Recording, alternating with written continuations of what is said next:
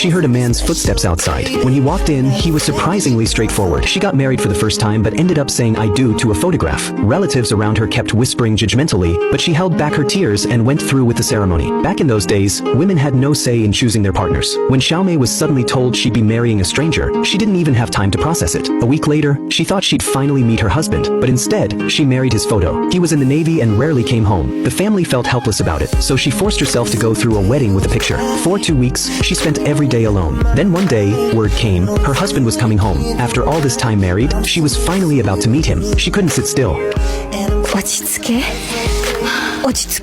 She heard a man's footsteps outside. When he walked in, he was surprisingly straightforward. Both of them acted shy and awkward. Xiaomei had never even talked to a guy before. Nervously, she said she knew nothing about life at sea and hoped he'd tell her more. He replied that he didn't know much about life on land either, and asked her to share as well. Then suddenly, he got up and hurried out. At that time, wives were expected to serve their husbands, so she quickly followed. He went into another wing of the house. She searched around until she found him in one of the rooms. Turns out, he wanted that room to be their bridal suite. Blushing, she called him husband for the first time.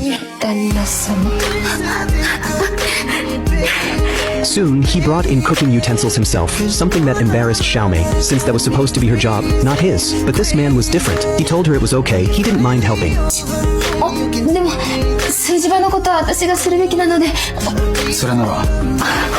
When their hands accidentally touched, they both froze, flushed with shyness. Seeing her reaction, he worried she might have disliked him touching her.